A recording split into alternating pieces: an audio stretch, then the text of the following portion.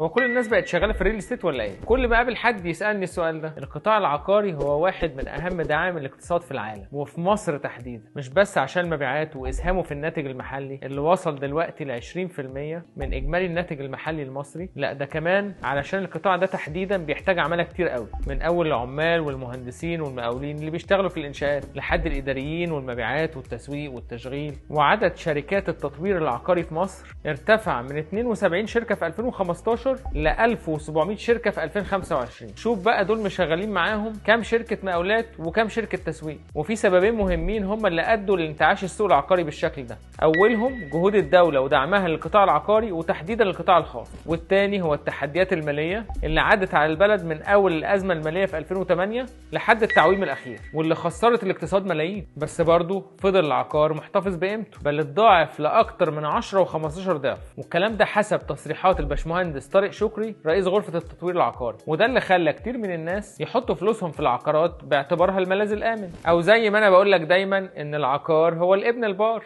ولو عايز تدخل مجال العقارات اعمل فولو للمستشار وسيب كومنت وهرد عليه.